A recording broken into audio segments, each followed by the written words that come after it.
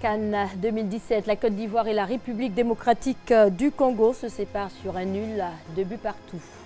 Les pourparlers gouvernement-fonctionnaires qui ont repris ce matin la fonction publique se sont achevés à la primature sous la présidence du Premier ministre Amadou Gon Coulibaly. Pour l'éphéméride, on va s'intéresser au 20 janvier 1946 en France. Le général de Gaulle démissionne de la présidence du gouvernement provisoire. L'homme était alors chef de la France libre. Bonsoir, 19h, le journal sur RTI 2. Football, la CAN 2017, chaude bataille cet après-midi entre éléphants et léopards. La Côte d'Ivoire et la République démocratique du Congo se séparent sur un nul, 2 buts partout. Un très beau match mené à la première mi-temps par la RDC, 2 buts à 1. L'égalisation est survenue à la deuxième mi-temps. Sébastien Ounier. La République démocratique du Congo n'attendra pas le quart d'heure de jeu pour montrer son efficacité offensive. Ça joue vite, 10e minute, Nikens Kebano signe le premier but de la RDC. C'est un match très animé. La Côte d'Ivoire a un corner dans les pieds de Marc-Alain Gradel. C'est bien exécuté. La reprise de la tête de Bonnie Wilfried ne laisse aucune chance au portier de la RDC, Matampilé. On retrouve l'équipe volontaire de la RDC à la 28e minute. Sur cette action bien construite, la défense ivoirienne est en vacances. Pour marquer, Junior Kalanga n'avait pas besoin d'effort. 2-1 à la mi-temps pour la RDC. Les joueurs physiquement prêts pour cette Coupe d'Afrique des Nations de football ont mis en valeur leur puissance technique. C'est le cas de Sérédier, le capitaine ivoirien. Il égalise à la 67e minute. La Côte d'Ivoire et la RDC se séparent en toute sportivité. 2 pour les éléphants, 2 pour les léopards. La Côte d'Ivoire jouera sa qualification face au Maroc. Côte d'Ivoire, République démocratique du Congo, on retient 2 buts partout. La Coupe d'Afrique des Nations qui se poursuit avec l'opposition Maroc-Togo en cours. Autre sujet, les pourparlers gouvernement-fonctionnaires qui ont repris ce matin la fonction publique se sont achevés à la primature sous la présidence du Premier ministre Amadou Gon Coulibaly. Hier, le gouvernement a accédé à plusieurs revendications. La plateforme nationale des organisations professionnelles du secteur public et l'intersyndicale des fonctionnaires de Côte d'Ivoire annoncent une rencontre avec la base. Pour rappel, ces 2 collectifs de syndicats sont entrés en grève depuis lundi dernier. Gabriel Zani. Après 2 heures de discussion entre d'une part les responsables des syndicats et quelques membres du gouvernement au ministère de la fonction publique et d'autre part avec le Premier ministre à la primature en fin de matinée de ce vendredi, rien n'a filtré. Les responsables des syndicats disent consulter la base avant toute déclaration. Pas non plus de déclaration de la part du gouvernement à l'issue des pourparlers. Mais des acquis sont toutefois à noter dans cette démobilisation des fonctionnaires. À l'origine, il y avait 6 points de revendication. 4 ont été satisfaits. Aujourd'hui, il n'en reste que 2. Il s'agit notamment de la bonification insidiaire des 150 points sur le salaire des fonctionnaires et le paiement des stocks des arriérés de salaire cumulés de 2009 à 2013. Un cumul qui se lève à environ 240 milliards de francs CFA. La grève des fonctionnaires lancée depuis la semaine dernière devait prendre fin ce vendredi. Bientôt un centre de recherche pour les maladies infectieuses. C'est la ministre Raymonde Goudou Kofi qui l'annonce. Et c'était en fait lors des journées scientifiques organisées par le programme PAXI. 2 journées centrées sur la recherche en Afrique francophone. Cette plateforme franco-ivoirienne met en exergue les travaux des chercheurs ivoiriens. Ami Sissoko. Journée scientifique du programme PAXI à Abidjan.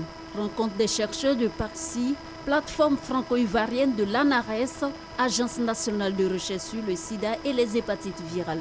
Tous les 2 ans, ils se retrouvent pour présenter les résultats de leurs travaux en vue de son application pour améliorer la santé des malades. Nos résultats ont beaucoup porté. Nos résultats ont contribué aux recommandations de l'Organisation mondiale de la santé en matière de lutte contre le VIH-Sida, la prescription des médicaments, la prévention, la PTMI. Grâce aux travaux et aux politiques publiques qui ont été faites, l'incidence du VIH-Sida a considérablement diminué dans votre pays. Il n'en reste pas moins que les personnes infectées et aujourd'hui qui bénéficient d'un traitement doit être suivie sur le long terme, car elles peuvent aussi développer d'autres pathologies. En 22 ans d'existence, le programme PAXI a permis de former de nombreux chercheurs de haut niveau. Pour préserver ses acquis en Côte d'Ivoire, un centre de recherche sur les maladies infectieuses verra bientôt le jour. En Côte d'Ivoire, nous allons bientôt ouvrir un centre de recherche, n'est-ce pas, pour les maladies infectieuses, qu'on va appeler CERMIPA. Et je pense que cela va pouvoir capitaliser tous les acquis et permettre bien sûr à la Côte d'Ivoire de continuer avec la France la recherche sur ces pandémies.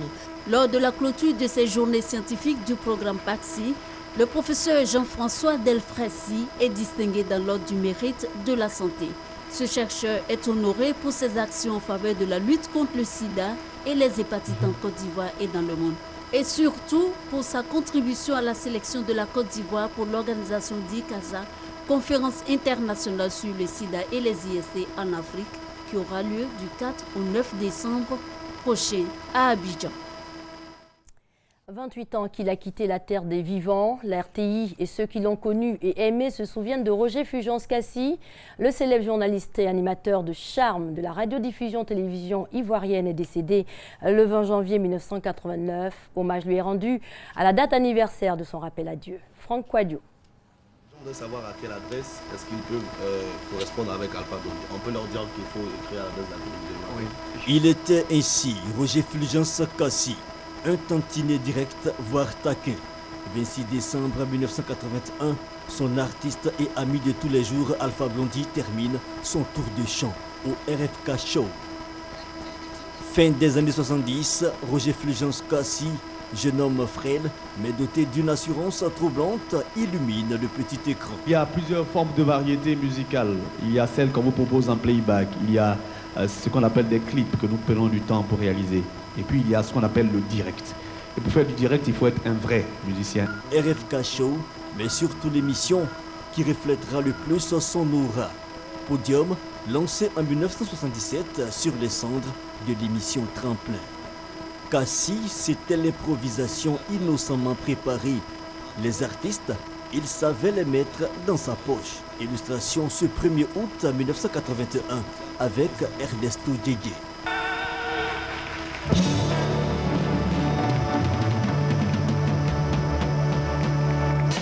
En fait, c'était un duo très intéressant. Et Djédjé, est-ce que c'est ton avis que le duo était intéressant? Oui. Si j'étais à la télé, un duo comme ça, je l'enregistre et puis je le vends aux autres pays qui ont la télé. Si les artistes le respectaient autant, c'est parce qu'il en était un lui-même. Il n'hésitait pas à pousser la chansonnette. Why should black heroes die so soon? Why should black heroes die so soon? L'homme avait une force, cependant, une équipe solide en arrière-plan. Le studio 302, 3 réalisateurs et 2 fers de lance. Bondaman Debar, Soumaoro Kanate, Toré Amadou Sekou. De cette collaboration naissent des productions Superstar Station, Nangele, Jambori, Première Chance entre autres, qui lança Abou Smith et Diane Solo. Et encore un podium révélateur de talent. En l'occurrence, Frédéric Ewi, aujourd'hui Mewe.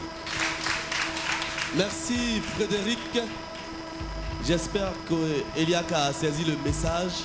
Il y aura aussi les émissions du dimanche en alternance avec Georges Taï Benson, Eugène Kakou, à l'époque se souvient encore. Il y avait un tas de choses dans ces émissions. D'ailleurs, on faisait également, nous, de la cuisine. Et puis, il y avait bien d'autres choses. On discutait avec un médecin. Entouré d'une équipe à fière allure, Cassi, un bon vivant, qui savait aussi sortir de son moule. Le carnaval de Boaké 1987, en duo avec Barthélemy Inabo, dévoile une autre facette de son génie. Fête qui est très populaire. Il faut avouer, amis téléspectateurs, et Barthélemy sera certainement d'accord avec moi, et que c'est la fête la plus populaire de Côte d'Ivoire depuis que nous avons arrêté l'AS. Hélas, c'est ce Cassi, avant-gardiste, talentueux animateur, qu'emportera un 20 janvier 1989 la maladie. 20 janvier 89, de nombreux admirateurs laissés sur leur faim. Le lion s'était éteint, parti trop vite, pour paraphraser l'artiste. Sa dépouille repose depuis À Kokombo, son village natal, Edmond Roger Fulgence Kassi est cependant resté vivant dans la mémoire nationale. Décoré à titre posthume le 26 juin 2015 dans l'Ordre du Mérite national par la grande chancelière Henriette Dagré-Diabaté.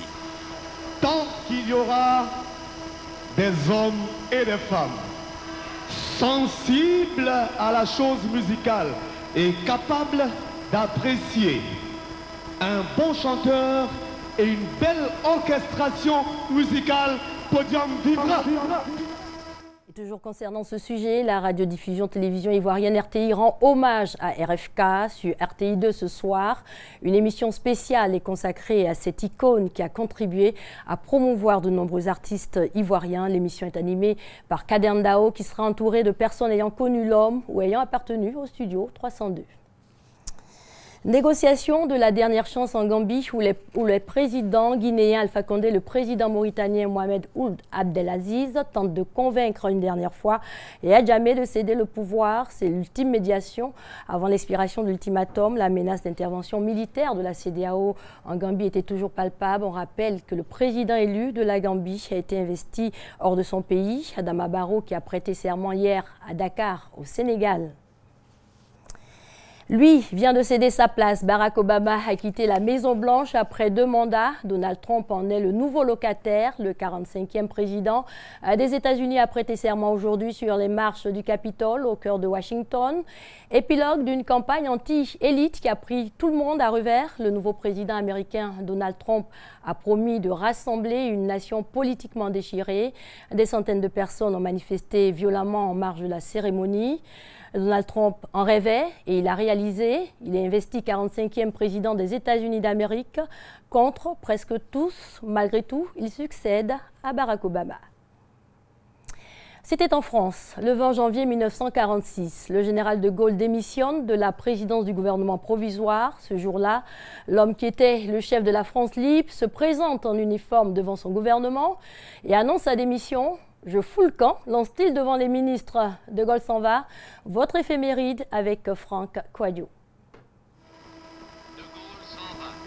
De Gaulle quitte la présidence du gouvernement. 20 janvier 1946. Départ du général de Gaulle, chef de la France libre, qui se présente en uniforme devant son gouvernement et lance « Je fous le camp » pour annoncer sa démission.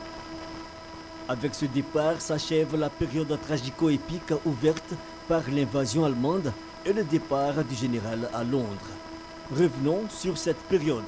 En exil à Londres pendant la guerre, de Gaulle bataille pour faire reconnaître sa légitimité à représenter la France en lieu et place du gouvernement jugé collaborationniste du général Pétain.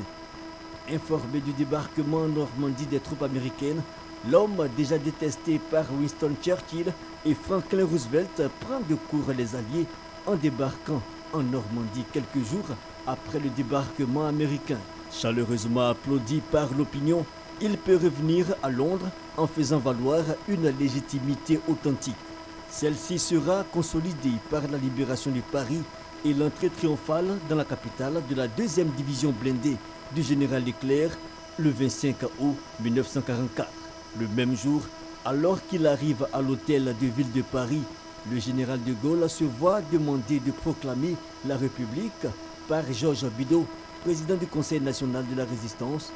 Pas question, selon de Gaulle. La République n'a jamais cessé d'exister. Un ultime camouflé à Pétain et à son gouvernement. Le 16 janvier 1947, un an après le départ du général de Gaulle, un collège électoral élira le premier président de la 4e République, Vincent Auriol, à 63 ans. Le Parlement vient de vous investir de la haute fonction de... Alors, fin de cette édition supervisée par Thomas Guessambi. Excellente soirée sur les antennes de l'RTI, la marque du service public.